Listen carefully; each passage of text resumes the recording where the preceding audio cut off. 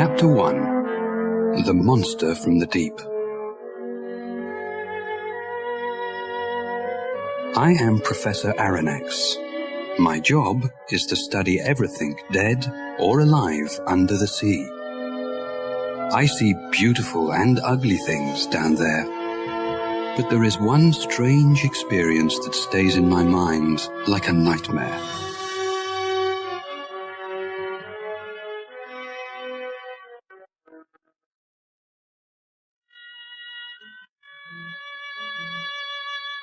It was 1867. Some sailors said that they saw a dangerous giant monster living in the cold waters of the ocean. Some ships tried to find it and kill it, but they never returned.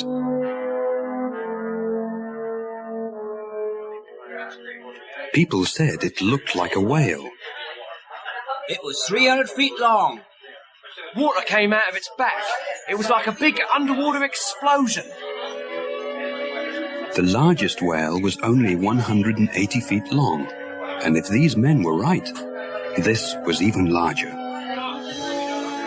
I was famous because I was the writer of a book called The Mysteries of the Great Ocean Depths.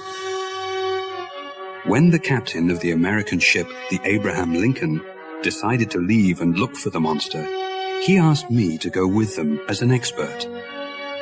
The idea was very exciting. I invited my faithful assistant and good friend, Conseil, to go with me. He always helps me to organize the names and places of the wonderful, strange sea creatures that we find in the oceans of the world. He accepted the invitation and we got ready to go.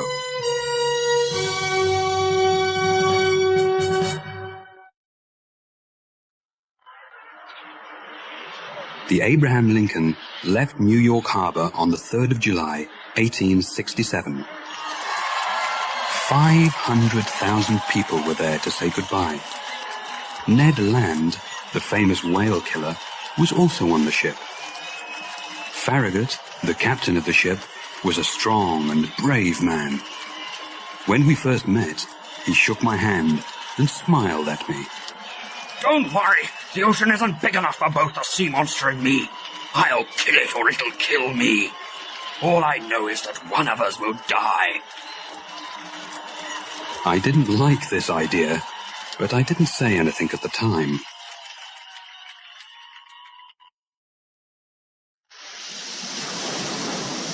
We sailed for 3 months, and we never saw the creature once. The men wanted to find and kill the sea monster, but after all this time, everyone on the ship started to believe that there was no monster. And then, it happened. It was night time, and we were 200 miles off the coast of Japan, when suddenly, Ned Land, the harpooner, cried out, There it is! Don't lose it! I want it dead or alive! The men on the ship began to run and shout.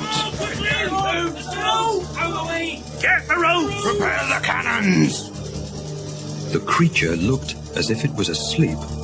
We could see it because there was a strange light under the water. Then, a cannon fired at the monster. A cannonball hit it, but it didn't move. Captain Farragut didn't know what to do. My God! If a cannon can't kill this monster, what can? Just then, I saw Ned Land with his harpoon in his hands climbing to the front of the ship. Everyone watched him silently. I saw the harpoon leave his hand and hit the giant creature right in its back. Water shot out of the wound. Its force knocked me right out of the ship into the dark, cold ocean.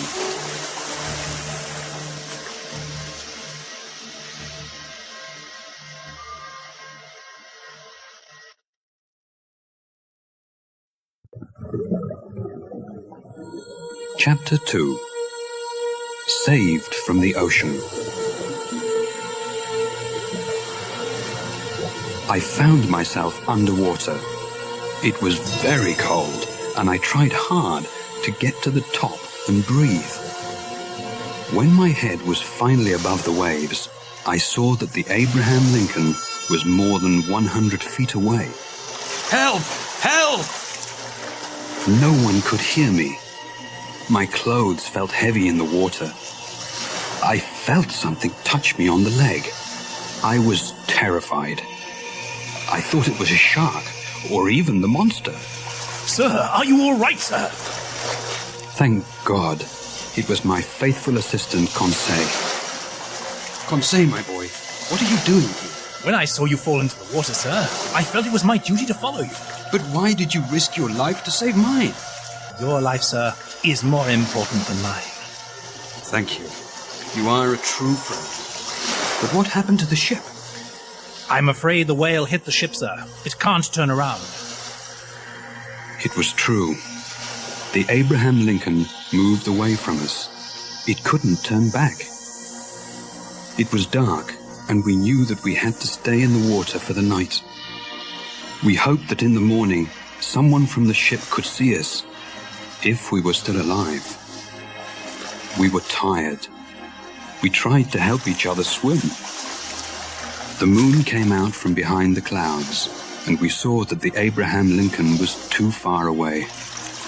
Just then, we felt we couldn't swim any longer. At that moment, I touched something hard. I thought it was a rock, but then I realized it was metal. Conseil and I held onto it, and then we heard a voice. Hey, over here! It was Ned Land's voice, but we couldn't see him. We tried to move onto this strange metal object to get close to him. It's me, Ned. Ned Land. Did you fall into the water too? I sure did, and it was a good thing I landed on this. I landed on the monster. Monster? You mean we're on the monster? Yes, and it's moving. Only it's no monster, it's a ship. He was right. What all of us thought was a large whale was a 300-foot-long underwater ship. Ned sat on a platform which was on top of the ship. We knocked on the ship's sides, but they were too thick, and no one heard us. We heard the noise of the ship's engine. I only hope it doesn't go under the water.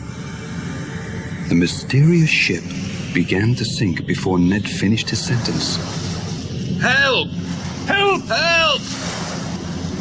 Suddenly, the ship stopped sinking. A short man in strange black clothes opened a secret door on the top of the ship. When he saw us, he ran back inside, frightened.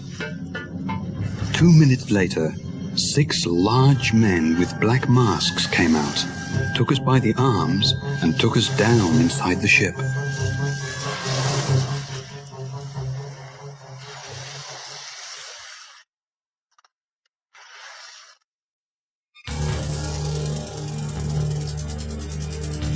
Chapter 3. Inside the Nautilus. They took us through a long, dark tunnel. We could see nothing around us. They put us into a dark room, then closed the door behind us. A light came on. The room was empty. It only had a table and 5 chairs in the middle. Ned Land got very angry. They mustn't treat me like this. I didn't do anything wrong. I'm getting out of here. Do you hear me? I want out! Ned screamed at the locked door, but no one answered his call. Don't use all your energy, Mr. Land. We may need it later. Quite right, Conseil. As usual, you speak with your mind and not your heart. The door opened again after some minutes. 2 men stood there in front of us. One was tall, with dark, serious eyes. The other was short. He looked at us without any interest. The 2 men wore black hats and shoes made from sealskin. Their clothes looked thin and comfortable. They spoke a language which I did not understand. I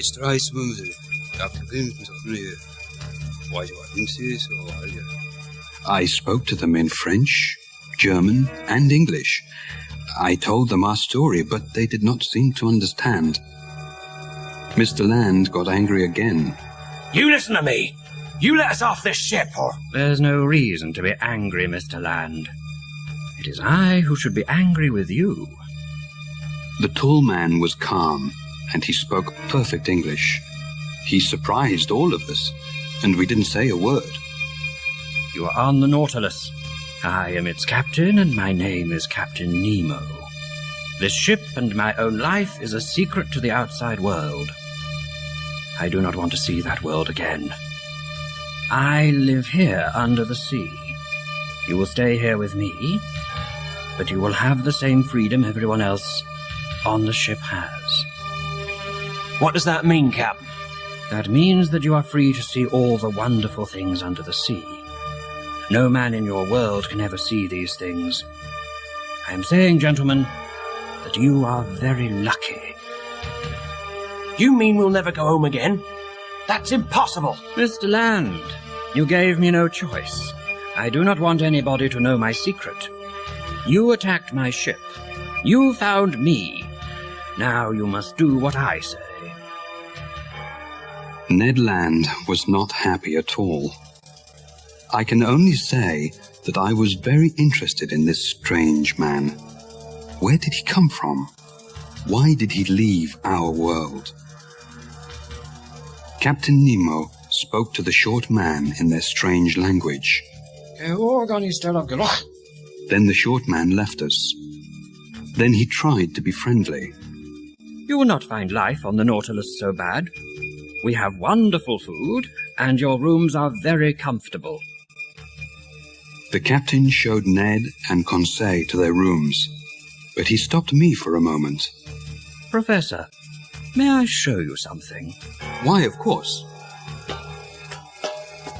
Captain Nemo took me down to the bottom of the Nautilus, where there was a room like a large museum. It had pictures by famous painters on the walls and glass cases with beautiful shells from the sea. I read your book, Professor. You know a lot about sea life. You see, I enjoy sea life. You have things here that most people only read about, Captain. Well, I enjoy this room, but what I really prefer is looking out there. The captain pressed a button, and two of the walls opened up.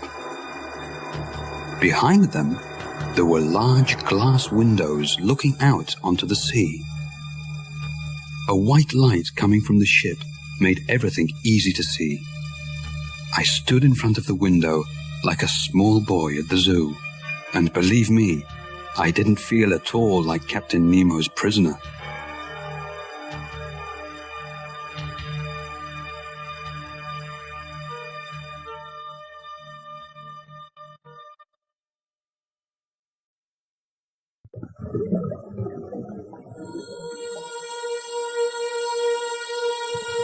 Chapter 4. Outside the Nautilus.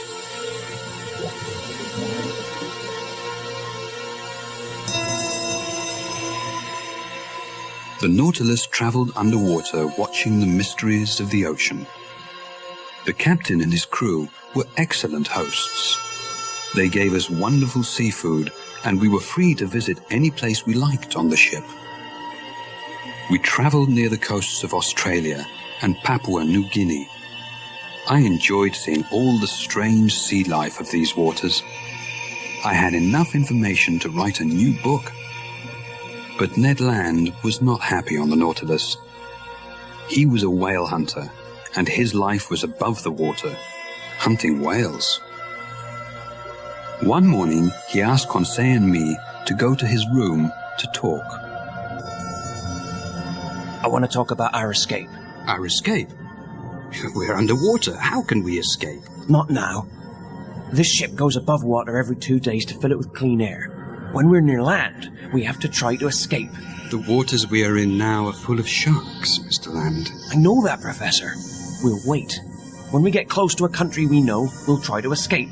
But how will we leave the Nautilus? Ned Land had no time to answer this question. There was a loud crash, and we all fell to the floor. The lights went on and off, and the engine stopped. The top of the Nautilus was just above the surface of the water. I saw Captain Nemo on the platform outside the ship. The ship was between two large rocks, unable to move. We had to wait 6 days for the water to rise before the ship could leave. The captain didn't seem at all worried. The sea brought us here. The sea will take us away. We were very close to Papua. I could see it from the ship. Ned Land asked the captain if we could go on land and hunt some animals, because he didn't want to eat fish. Captain Nemo let the three of us go. This didn't surprise me at all. There were only cannibals on Papua. We couldn't escape because they would kill us. There was a small boat on the Nautilus which we used to get to land. Captain Nemo gave us guns, and we were all excited to return to land and feel free again.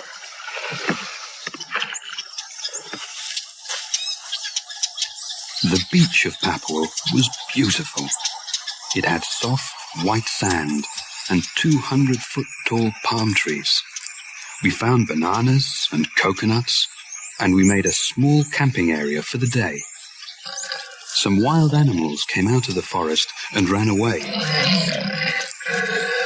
Conseil was at first frightened. I thought they were the cannibals. Don't worry, Conseil. It's not yet lunchtime. We all laughed, then continued looking for fruit and vegetables. We walked through the tropical forest. We were so excited by this new adventure that we forgot where we were walking. We were far from the beach. I felt something small hit my head. I think I was hit by a rock. A rock? There's another. Suddenly, we saw others moving through the forest. Professor, sir, we're not alone. There were cannibals everywhere. We ran back to the beach. They followed us. They carried spears and shouted in a strange language.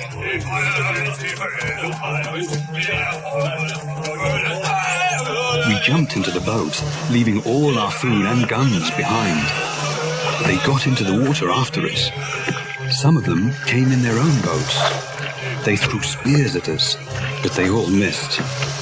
We jumped back on the Nautilus and went below.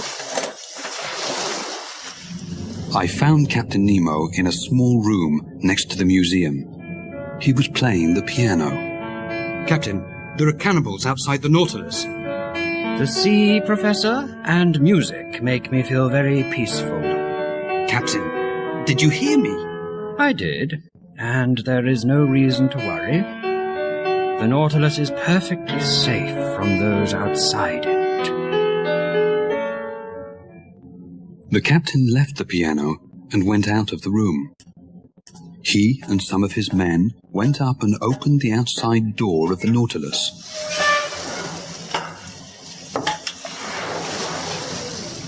Several cannibals looked down inside. One tried to get in, but when his hand touched the ship, he screamed.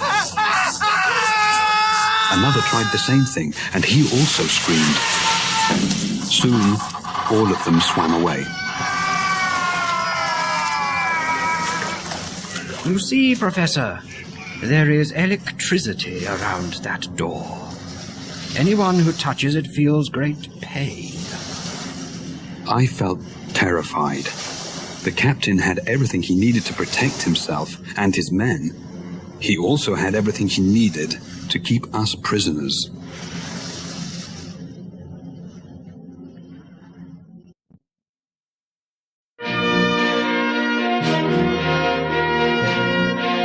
Chapter 5.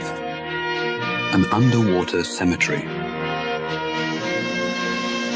The Nautilus was finally free of the rocks near Papua. We now travelled east, past Australia, and into the Indian Ocean. Life on the ship was normal again. We sometimes stopped on the ocean floor and walked outside the ship. We wore special suits. They had large glass heads with special tanks filled with air so we could breathe. Ned Land still wanted to escape, and he thought about it every day. But now that we were in the Indian Ocean, there was nowhere to escape to.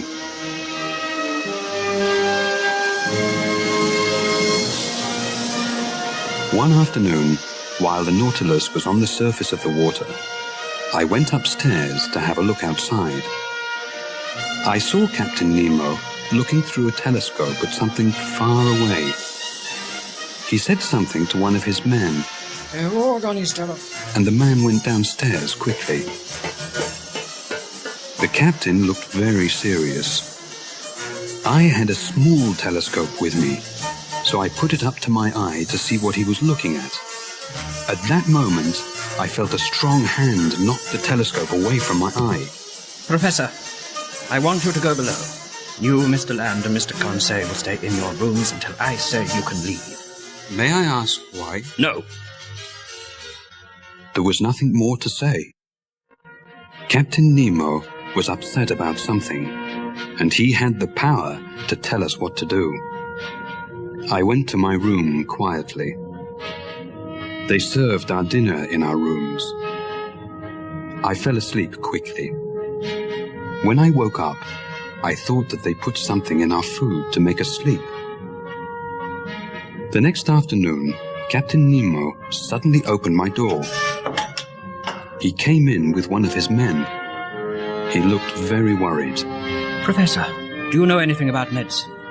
Do you mean, am I a doctor? Yes. I know some things. Why? I have a man who needs help. Could you have a look at him? Of course. Captain Nemo took me to a room where there was a man lying on a bed. He had white bandages on his head. There was blood on the bandages, and the man looked very sick. He was cold and white. I told Captain Nemo that he would not live. The captain's face changed. He looked very sad, and there were tears in his eyes. May I ask what happened? The captain turned away from me. What does it matter? A man will die. Isn't that enough? Captain Nemo surprised me. At times he could be cold and serious.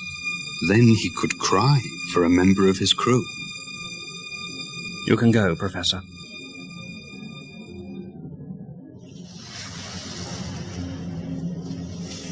The next day, I saw the captain on the platform.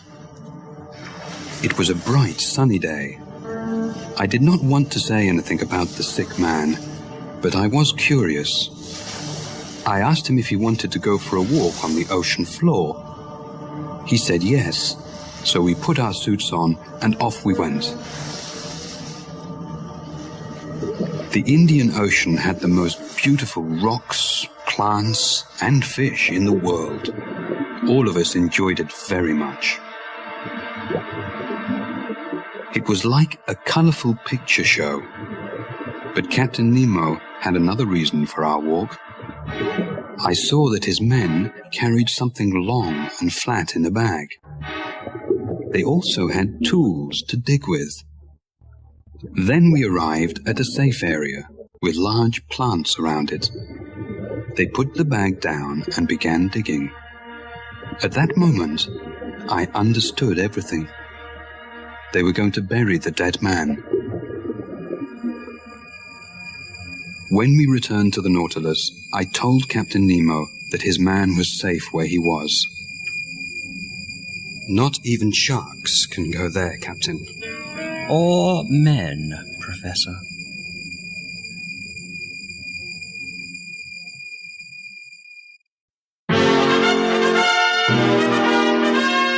Chapter 6. The Giant Pearl and the Shark.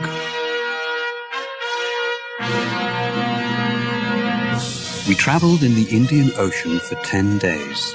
The Nautilus did not seem to have any particular direction. I did not see Captain Nemo for some days after the man's death.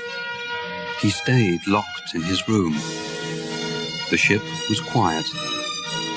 One day, Conseil, Ned Land and I were in the museum room. We were looking through the underwater windows at the beautiful fish. I wanted to know what the others thought of Captain Nemo. Conseil said, I think he's a scientist who never had any success. That's why he's here under the sea. He's not famous and he's angry about that. I think he's crazy, and we will die here unless we escape. I think you're both wrong. He's angry about something. He is not free here. He loves the sea, yes, but there is something missing from his life.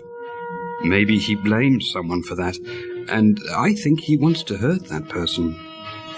As I said this, the walls closed over the side windows, and Captain Nemo walked in. Would you like to go pearl fishing? This is the richest part of the world to fish for pearls. We all looked at each other and agreed. We were prisoners, but it was exciting to see all of the mysteries under the sea.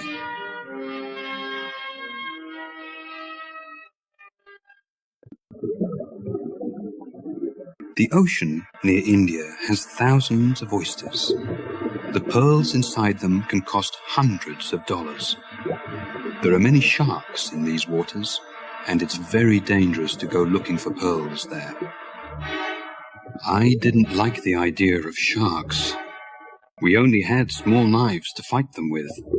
Ned Land had his harpoon with him, but he was very busy trying to collect as many oysters as he could. Captain Nemo took us to a small cave. Inside it, I saw an oyster over 6 feet wide. It had a pearl inside it, as big as a coconut. I wanted to take it back to the ship with us. It was the only one of its kind in the world. But Captain Nemo said no. He wanted the pearl to grow alone there in the cave, until it was truly the most fantastic pearl in the world. On the way back to the ship, we saw an Indian boy swimming for pearls. We hid behind some rocks so he couldn't see us. Suddenly, a large shark swam nearby. The boy saw it, but it was too late. Captain Nemo swam away from the rocks with his knife in his hand and began fighting with the animal. The boy looked terrified. Captain Nemo fought with the shark, and there was blood in the water. The captain looked in trouble. Immediately, Ned Land attacked and killed the shark with his harpoon. The captain was safe, and I was so surprised that I couldn't move. When we got back to the Nautilus, the captain thanked Ned Land. You saved my life, Mr. Land. Thank you. Don't thank me. I kill sharks and whales because it's my job. I didn't do it for you. Come, Mr. Land. That's a horrible thing to say. It's all right, Conseil. I understand, Mr. Land. I saw in his face that he did understand Ned Land. We were prisoners. Ned Land's only thought was to escape. Captain Nemo understood that thought. He would feel the same way if he were in Ned Land's position.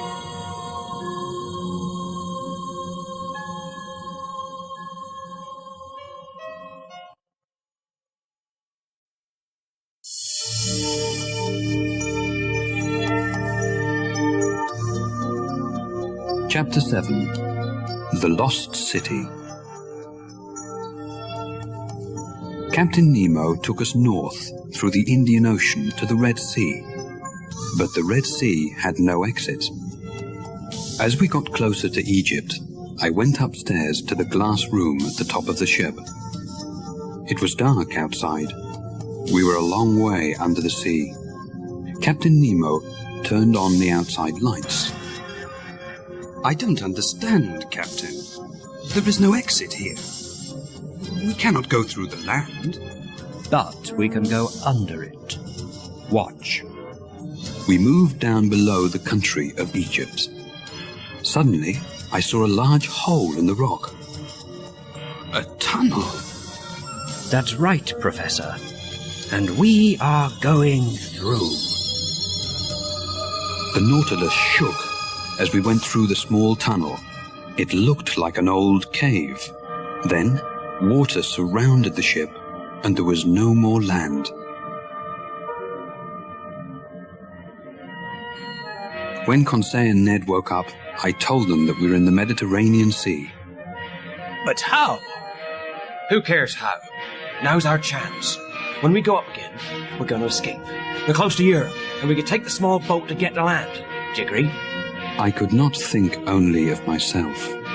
Conseil loved the sea, but I did not think he wanted to live his life there. Ned Land could not escape without our help. I agree. Only tell me when you were ready.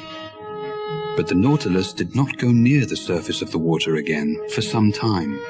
In fact, we went further down. Ned Land stayed in his room. I felt sorry for him, but I loved the sea. For many hours, I stood in front of the window in the museum. We sailed through the Mediterranean Sea and entered the deep, mysterious Atlantic Ocean. The ocean became dark, and we continued to go further and further down. Captain Nemo came into the museum as I studied the ocean floor. I have a little surprise for you, Professor. As he said this, a bright light appeared from behind the mountain of rocks in front of us. What is it? Just watch. We came closer to the light, and I could see trees on the ocean floor. That's not possible. The Nautilus moved up over the mountain, and I saw that the light came from an old underwater volcano. There was no fire, but the hot lava still produced light. The light showed us part of the ocean floor. There were stone houses and ancient temples on it. I did not understand how such things could be there. It looks like a city from thousands of years ago. It is. It's the lost city of Atlantis. I looked up at Captain Nemo. He never took his eyes off the window. I looked down again. So it was true, I thought. Atlantis did exist, but only Captain Nemo knew for sure.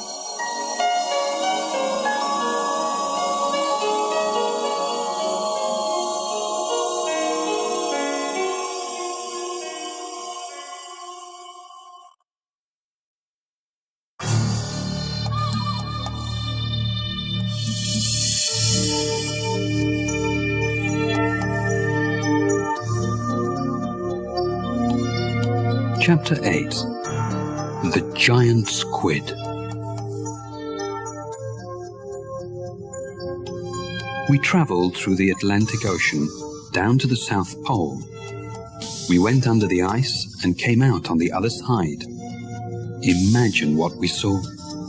Penguins, whales, polar bears, dolphins, icebergs. It was like a dream, and we saw it from the inside of the Nautilus. We continued up the coast of South America. Finally, we came to the warm waters near the Bahamas. Who could be unhappy? Only one person, Ned Land.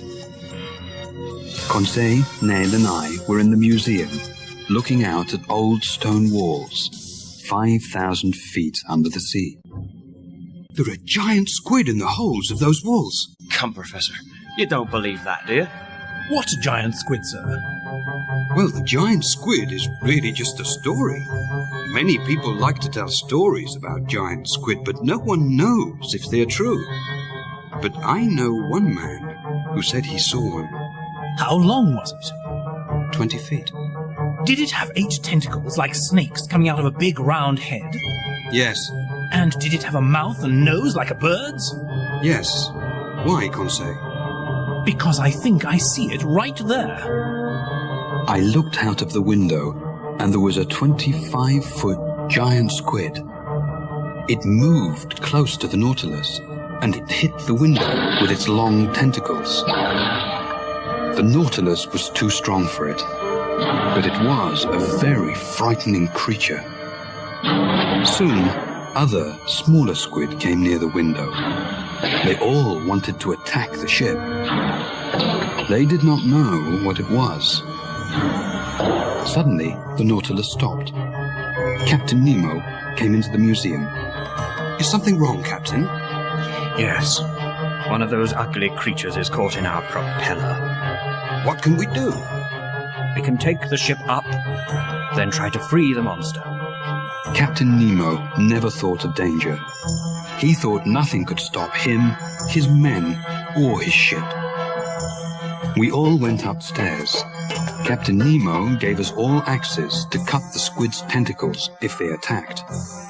One man went to open the door to the platform.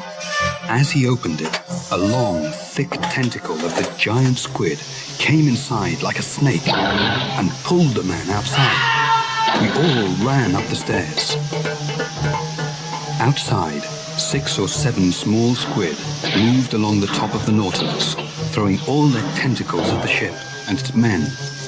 We fought them with our axes, but the large one, the one with Captain Nemo's man in his tentacle, stood holding the man in the air. The man cried for help. I was surprised he spoke English. Captain Nemo attacked the giant squid with his axe. He cut off some of its tentacles. I thought Captain Nemo would save his man. Then I saw Ned Land with his harpoon in his hand. I thought he was going to kill the captain. Ned, don't! But I didn't need to stop him. One of the smaller squid knocked the harpoon out of his hand and threw Ned down. The squid was about to pull him into the sea. Captain Nemo saw this, cut off the squid's tentacle, and saved Ned Land. You saved my life! Didn't you do the same for me? Yes, but... Captain Nemo did not wait for the answer. He turned to help his own man, but it was too late. The giant squid shot black ink out of its body, and none of us could see anything. When we cleaned our faces and our eyes, the squid was gone, taking the man with it.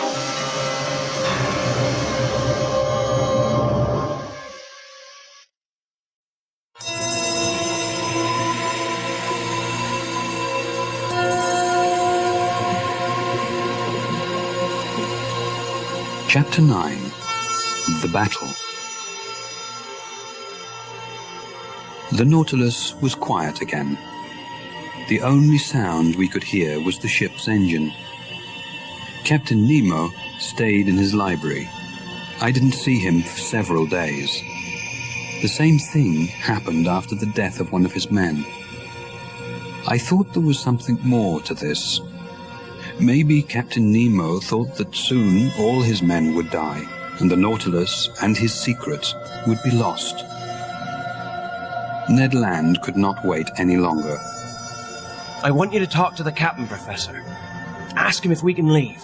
Now is not the time, Ned. It is. If you don't speak to him, I'm going to do it myself. All right, Ned. I'll do it. When? Soon. No, Professor, now. I had no choice. Ned Land lost his temper, and I thought Captain Nemo might listen to me and let us go. I found the captain in his library. He stood and looked at a picture of a young woman with 2 small children. He didn't hear me go in. He looked very sad. Who was this woman? Was it his wife? My leg hit a table, and Captain Nemo turned round. I'm sorry, Captain. I came to speak to you.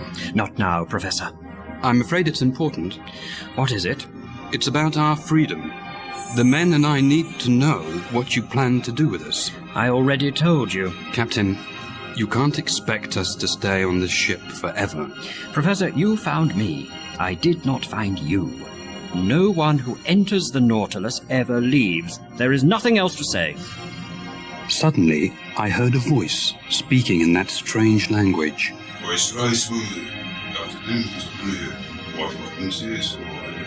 The voice came from another room. It was one of the captain's men. The captain became very angry. Professor, I want you to go to your room. I left the captain, but I didn't return to my room. I went upstairs to the platform. There I found Ned and Conseil. Sir, it's a ship. There was a ship travelling very fast towards us. Hey, we're over here! Ned Land tried to call the ship over. The ship answered with cannonball. They're firing at us!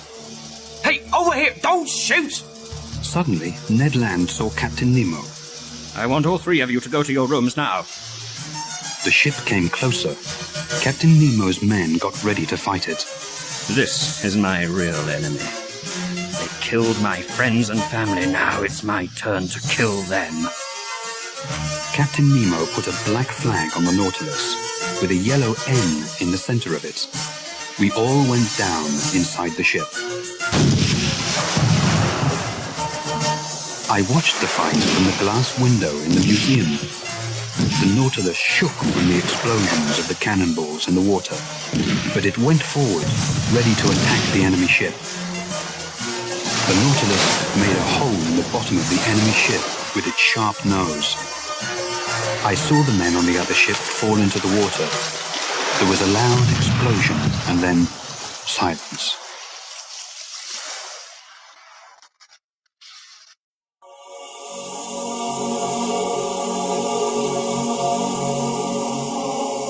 Chapter 10. The Whirlpool. Captain Nemo was not the man I thought he was. I had respect for him as a scientist, but he murdered those men on the other ship. After the terrible battle with the enemy ship, everything on the Nautilus was quiet. I did not see Captain Nemo or any of his men. We traveled underwater, never coming up except for air. Ned and Conseil stayed in their rooms. We all felt the same. Now, the adventure of the Nautilus was not exciting or interesting. It was ugly and deadly. The only thing we wanted was to escape. Ned Land came into my room one night and woke me up. We were in the North Sea, near the coast of Norway. Professor, wake up! The boat's ready. Now is the time. Can you see land? Yes, about 20 miles away. We have to try. I agree. I'll go up first. Conseil is there. Wait for 2 minutes, then come up after me. If anyone stops you, kill him. Ned Land put a fishing knife in my hand and left the room. I looked around one more time. This was my home for 9 months. For most of that time, I enjoyed it, but now I had to leave. As I walked through the museum to the stairs, I heard music coming from Captain Nemo's library. I listened to him playing the piano, and I thought I heard him say, "Enough, oh God, enough." Those were Captain Nemo's last words.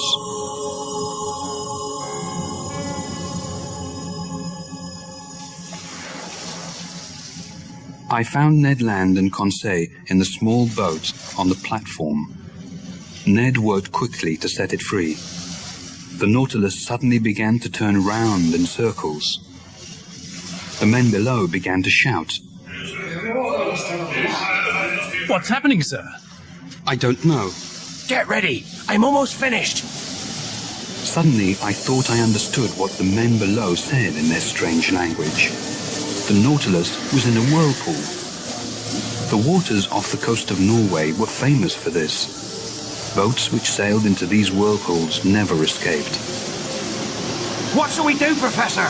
Don't free the boat. We'll never make it. I can't hold it. We're gonna... I heard a loud snap. Something hit me on the head, and that's the last thing I remember.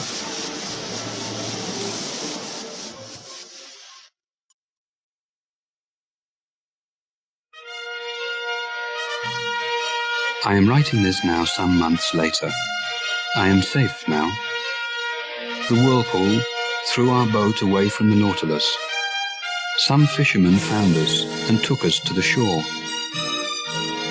I do not know what happened to Captain Nemo and the Nautilus. Maybe he is still alive, living under the sea. All I know is that we traveled 20,000 leagues under the sea. from the Pacific to the Indian Ocean, through the Red Sea and the Mediterranean, across the Atlantic and to the North and South Poles. I saw things that no man from my world will ever see. It was a strange and wonderful adventure, one I will never forget.